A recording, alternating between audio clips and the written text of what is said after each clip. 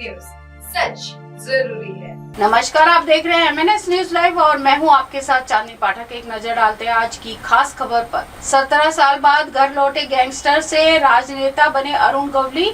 Supreme court से जमानत के बाद दगड़ी चौल में हुआ हीरो जैसा स्वागत। मुंबई का चर्चित नाम और कभी अंडरवर्ल्ड से राजनीति तक सफर करने वाला गैंगस्टर से नेता बने अरुण गवली आखिरकार 17 साल बाद अपने घर लौटे। सुप्रीम कोर्ट से जमानत मिलने के बाद गवली बुधवार को नागपुर केंद्रीय जेल से रिहा हुए और विमान से मुंबई पहुंचकर रात करीब 9 बजे भायखला के मशहूर दगड़ी चौल स्थित अपने आवास में दाखिल हुआ और 76 वर्षीय पूर्व विधायक गवली के घर पहुंचते ही परिवार और समर्थकों ने उनका हीरो जैसा स्वागत किया। फूलों की बरसात हुई, गुलाल उड़ाया गया और इलाके में मिठाइयां बांटी गई। घर में प्रवेश करते समय उनके करीबी और परिजन उन्हें घेर कर तस्वीरें खिंचवाते दिखे। इस मौके पर मीडिया का भारी जमावड़ा भी मौजूद रहा। मुंबई के दगड़ी चौल से ही चर्चा में आए थे गवली। गवली का नाम मुंबई की दगड़ी चौल से चर्चा में आया था। बाद में उसने अपना संगठन अखिल भारतीय सेना बनाई और राजनीति में उतरकर वह 2004 से 2009 तक चिंचपोकली विधानसभा सीट के विधायक भी रहे। सुप्रीम कोर्ट ने 28 अगस्त को आदेश जारी कर गवली को जमानत दी थी। वह शिवसेना पार्षद कमलाकर जामसांडेकर की हत्या के मामले में उम्र कैद की सजा काट रहे थे। न्यायमूर्ति MM सुंदरेश और न्यायमूर्ति N कोटेश्वर सिंह की पीठ ने कहा है कि गवली 17 साल से अधिक समय से जेल में है और उनकी अपील अविलंबित थी। एक अधिकारी ने बताया कि सभी कानूनी औपचारिकताओं के बाद गवली बुधवार दोपहर 12:30 बजे नागपुर जेल से बाहर आए। परिवार, वकील और समर्थकों ने वहां उनका स्वागत किया। कड़ी सुरक्षा से उसे नागपुर हवाई अड्डे से ले जाया गया, जहां से वह मुंबई के लिए रवाना हुए। रिहाई को देखते हुए जेल परिसर में अतिरिक्त पुलिस बल तैनात किया गया था। गवली ने बॉम्बे हाईकोर्ट के 9 दिसंबर 2019 के उस आदेश को चुनौती दी थी जिसमें निचली अदालत की ओर से दी गई आजीवन कारावास की सजा को बरकरार रखा गया था। इसके खिलाफ महाराष्ट्र संगठित अपराध नियंत्रण अधिनियम के तहत मामला दर्ज किया गया था। अगस्त 2012 में मुंबई की एक सत्र अदालत ने गवली को दोषी ठहराते हुए आजीवन कारावास की सजा सुनाई थी और 17 लाख रुपए का जुर्माना भी लगाया था। खान सर के अस्पताल में हुई तोड़फोड़, जाने क्यों उखाड़ दी गई OT में लगी टाइलें। पटना के मशहूर शिक्षक खान सर इन दिनों शिक्षा के क्षेत्र में आगे बढ़कर मेडिकल सेक्टर में भी कदम रखे हैं और वह एक बड़ा और अत्याधुनिक अस्पताल बना रहे हैं जहां इलाज की सुविधाएं सरकारी अस्पताल से भी कम खर्च में दी जाएगी। उनका उद्देश्य है कि हर आम आदमी को अच्छी स्वास्थ्य सेवा सस्ती दरों में मिल सके। लेकिन हाल ही में खबर सामने आई है कि उनके अस्पताल में तोड़फोड़ की गई। आइए जानते हैं क्या है पूरा सच। खान सर के अनुसार उनके अस्पताल में किसी बीमार व्यक्ति को मरीज या पेशेंट नहीं कहा जाएगा। उनके अनुसार बीमार व्यक्ति पहले से ही दर्द और तनाव में होता है और जब उसे मरीज कहकर बुलाया जाता है तो उसका आत्मविश्वास और भी टूट जाता है। इसलिए उनके अस्पताल में हर बीमार व्यक्ति को गेस्ट यानी मेहमान कहा जाएगा ताकि उसे सम्मान और अपनापन महसूस हो। अस्पताल के निर्माण के दौरान एक ऐसी गलती हुई है जिसने खुद खान सर को भी हैरान कर दिया। उन्होंने अस्पताल के ऑपरेशन थिएटर में महंगे और चमकदार टाइल लगवाए थे, लेकिन जब सरकारी निरीक्षण टीम आई तो उन्होंने तुरंत इस टाइल को हटाने का आदेश दिया है। मां ने पहले अपने 2 साल के बेटे को 13वीं मंजिल से नीचे फेंका और फिर रोंगटे खड़े कर देगा आप। मां ने पहले अपने 2 साल के बेटे को 13वीं मंजिल से नीचे फेंका, रोंगटे खड़े कर देगा CCTV। एक शांत सी शाम और वक्त मातम में बदल गई जब शहर के अल्थांड इलाके से दिल को झकझोर देने वाली खबर सामने आई। यहाँ एक माँ ने पहले अपने 2 साल के बेटे को 13वीं मंजिल से नीचे फेंक दिया और कुछ ही सेकंड बाद खुद भी छलांग लगाकर अपनी जान दे दी। घटना बुधवार शाम की है और CCTV फुटेज गुरुवार को सामने आया जिसने पूरे शहर को हिलाकर रख दिया। मां और बेटे की मौत एक साथ एक जगह। इस दुखद घटना में जान गंवाने वाली महिला की पहचान पूजा नाम की महिला के रूप में हुई है। CCTV में साफ देखा जा रहा है कि पूजा अपने बेटे को गोद में लेकर लिफ्ट से ऊपर जाती है, फिर सीधे 13वीं मंजिल की तरफ बढ़ती है। कुछ ही पलों बाद मासूम को नीचे गिरते हुए देखा जाता है और फिर माँ भी उसी जगह से छलांग लगा देती है। जब सोसाइटी के एक निवासी की नजर माँ और बेटे के निर्जीव शरीर पर पड़ी तब जाकर पूरे हादसे का खुलासा हुआ। स्थानीय पुलिस को तुरंत सूचना दी गई। गणेश पंडाल से महज 20 फीट दूरी पर हुई त्रासदी से इस हादसे की एक और चौंकाने वाली बात सामने आई। जहां यह घटना घटी वहां से महज 20 मीटर की दूरी पर ही एक गणेश पंडाल भी था। इसके बावजूद किसी को इस दिल दहलाने देने वाली घटना की भनक भी नहीं लगी। यह घटना दर्शाता है कि घटना कितनी तेजी से और अचानक हुई। पुलिस ने पूजा और उसके बेटे के शव को पोस्टमार्टम के लिए भेज दिया है और जांच शुरू कर दी है। प्रारंभिक पूछताछ में यह बात सामने आई है कि परिवार आर्थिक रूप से संपन्न था और किसी तरह की घरेलू कलह या मानसिक तनाव भी जानकारी अभी सामने नहीं आई है। पुलिस ने महिला का मोबाइल फोन जब्त कर लिया है और उसकी कॉल डिटेल्स व चैट्स के जांच की जा रही है ताकि इस आत्मघाती कदम के पीछे की वजह को समझा जा सके। सोसाइटी में पसरा हुआ सन्नाटा, परिवार सदमे में, पूरे इलाके में इस घटना के बाद सन्नाटा पसरा हुआ है। जिस मासूम ने दुनिया को ठीक से समझना भी नहीं सीखा था, उसकी जिंदगी इस कदर खत्म हो जाना हर किसी को झकझोर के रख दिया है। वहीं पूजा का परिवार भी गहरे सदमे में है और वो खुद भी आत्महत्या के कारणों से अनजान है।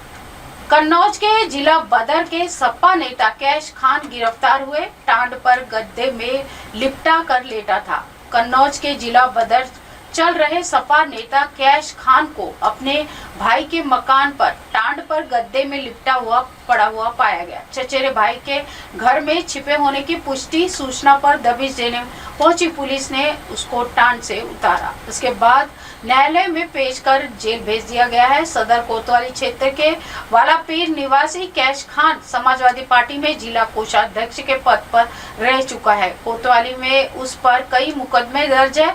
उस पर 28 जुलाई 2025 को गुंडा एक्ट की कार्रवाई की गई थी। उसी दिन से जिलाधिकारी आशुतोष मोहन अग्निहोत्री ने उसे 6 महीने के लिए जिला बदर किया है। इसके बाद से वह भूमिगत हो गया था। बुधवार को पुलिस को सूचना मिली कि सपा नेता मोहल्ले में ही है।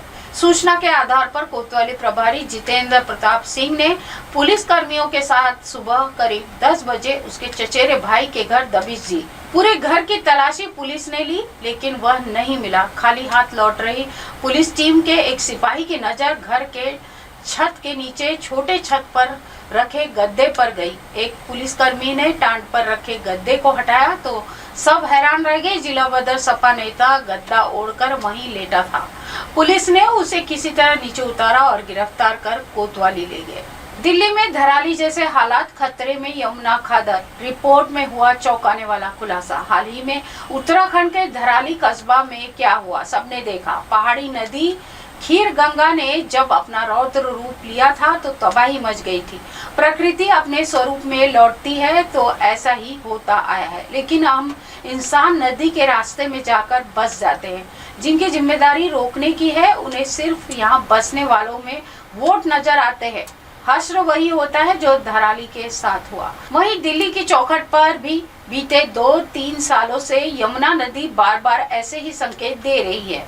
यहाँ नदी के क्षेत्र में हुए निर्माण की वजह से रुकावटें पैदा होने पर पानी का रास्ता भटक कर उन क्षेत्रों का रुख कर रहा है जहाँ उसे नहीं जाना चाहिए। दिल्ली सरकार के पर्यावरण विभाग द्वारा एनजीटी में दाखिल रिपोर्ट के अनुसार 7 अवैध कॉलोनियां खादर क्षेत्र में बसी है जो यमुना का रुख बिगाड़ने के लिए काफी है।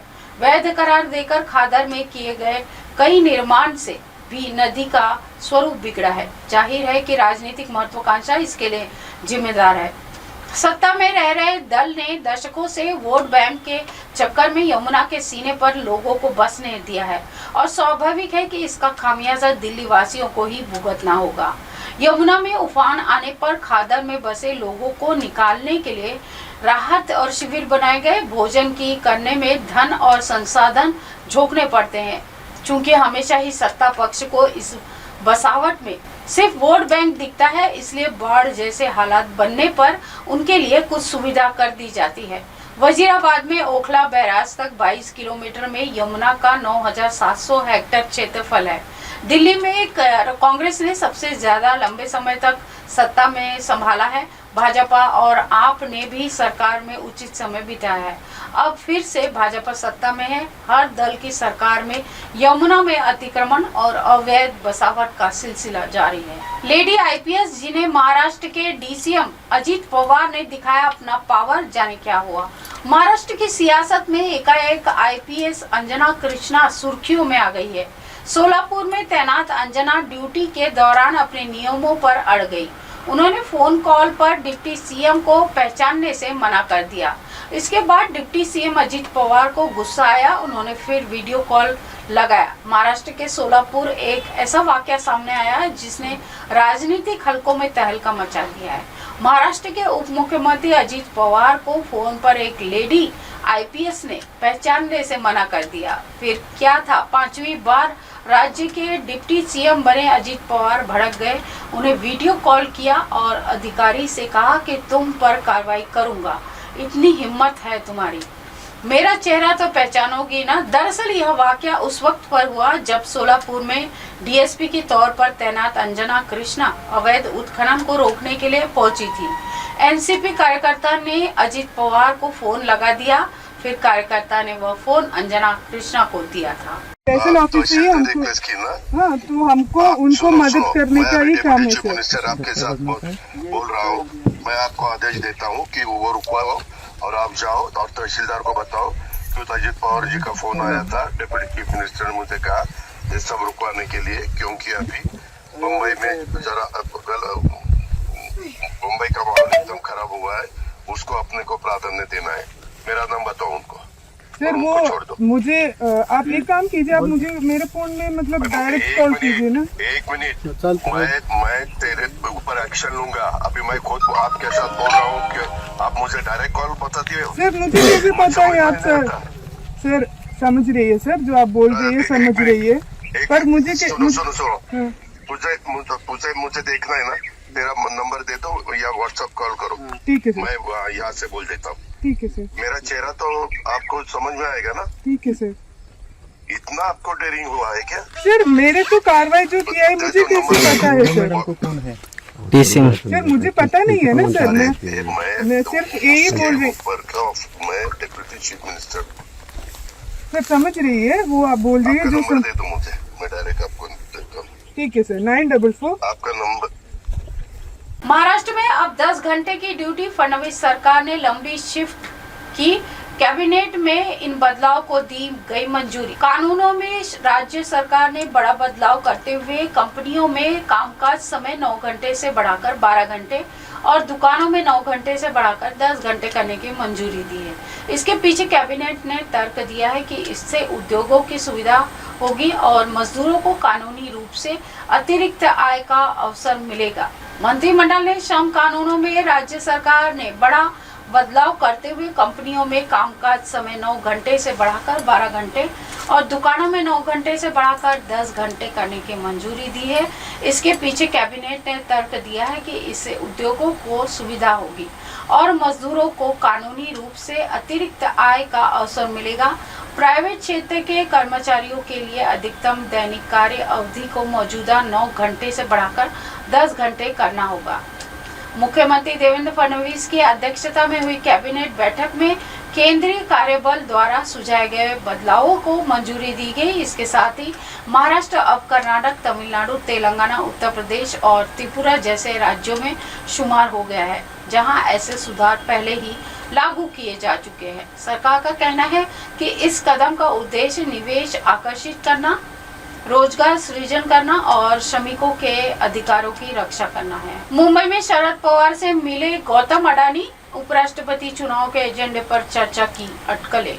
उपराष्ट्रपति चुनाव से ठीक पहले मुंबई में शरद पवार और उद्योगपति की मुलाकात से राजनीति गर्मा गई है। दोनों के बीच गुरुवार को मुंबई में मुलाकात हुई। अडानी परिवार के सिल्वर ओक आवास पर पहुंचे। दोनों के बीच की बातचीत का यूं तो आधिकारिक ब्यौरा सामने नहीं आया है, लेकिन देश के दूसरे सबसे बड़े संवैधानिक पद के चुनाव से पहले मुलाकात को बेहद अहम माना जा रहा है। शरद पवार से पहले भी गौतम अडानी मिल चुके हैं। ऐसे में चर्चा शुरू हो गई है कि क्या दोनों के बीच उपराष्ट्रपति चुनाव के एजेंडे को लेकर बात हुई है या फिर यह निजी मुलाकात थी।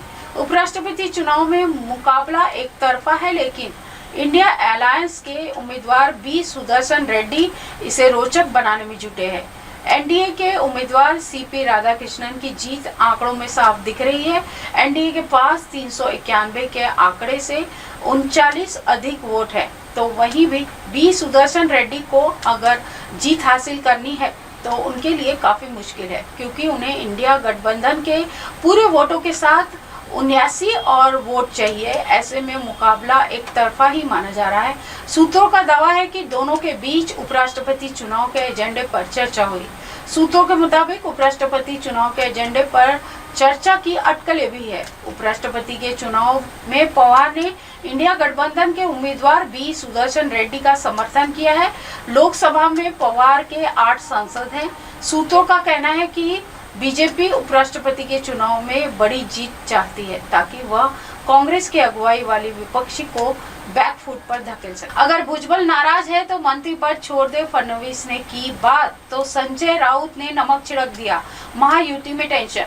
महाराष्ट्र में देवेंद्र फडणवीस की अगुवाई वाली सरकार ने भले ही मुंबई में मराठा आरक्षण आंदोलन को खत्म करवा लिया है, लेकिन अब छगन भुजबल ने नई टेंशन दे दी है। वह मनोज जरांगे पाटिल की मांगों को माने जाने के बाद नाराज बताए जा रहे हैं। राज्य में सबसे बड़े ओबीसी नेता माने जाने वाले भुजबल को दूसरे ओबीसी विधायकों का भी समर्थन मिला है। सरकार ने जब ओबीसी के लिए उप समिति गठित की थी, तब उस कैबिनेट की बैठक में भुजबल शामिल नहीं हुए थे। भुजबल के मौजूदा रुख से महायुति में महा टेंशन की स्थिति है। वे राज्यव्यापी आंदोलन की चेतावनी दे चुके हैं। सीएम फडणवीस भुजबल को शांत करने की कोशिश कर रहे हैं, तो वहीं दूसरी तरफ उद्धव ठाकरे की शिवसेना यूबीटी के नेता संजय राउत ने नमक छिड़क दिया है। उन्होंने कहा है कि भुजबल इस्तीफा दे। दिल्ली में बाढ़ के खतरे के बीच भारी बारिश की चेतावनी। पंजाब, हरियाणा, राजस्थान में जमकर बरसेंगे बादल। दिल्ली में यमुना नदी खतरे के निशान से ऊपर बह रही है, जिसकी वजह से निचले इलाकों में बाढ़ जैसी हालात बन गए हैं। मौसम विभाग के अनुसार शुक्रवार को बादल छाए रहेंगे। अधिकांश जगहों पर हल्की बारिश हो सकती है। कुछ जगहों पर मध्यम बारिश की संभावना है। अधिकतम तापमान 33 डिग्री और न्यूनतम तापमान 23 डिग्री तक रह सकता है। उधर यूपी, पंजाब, हरियाणा, हिमाचल प्रदेश और उत्तराखंड समेत देश के कई हिस्सों में आज भारी वर्षा की संभावना है। मौसम विभाग का मानना है कि राजस्थान के अनेक हिस्सों में भारी से अति ज्यादा भारी बारिश का दौर अभी कुछ दिनों तक जारी रहने की संभावना है। विभाग के मुताबिक आगामी 3-4 दिन राजस्थान के कोटा, उदयपुर संभागों के कुछ भागों में मध्यम से भारी और कहीं-कहीं अति भारी बारिश हो सकती है। जयपुर, भरतपुर, अजमेर संभागों के कुछ भागों में मध्यम से कहीं भारी बारिश होने की संभावना है। जोधपुर, बीकानेर संभागों के कुछ भागों में आगामी दिनों में बारिश की गतिविधियां तेज होंगी। जोधपुर संभाग में 5 से 7 सितंबर तक कहीं-कहीं भारी एवं अति भारी बारिश हो सकती है। इसी के साथ देश और दुनिया की तमाम खबरों के साथ बने रहें और देखते रहें MNS न्यूज लाइव। नमस्कार। हाय हेलो नमस्कार, मैं हूं पंकज विष्णु और आप देख रहे हैं MNS न्यूज। देखिए साईं बाबा की आरती लाइव शिरडी से हर रोज सुबह सिर्फ MNS न्यूज पर। आप देख रहे हैं MNS न्यूज, सच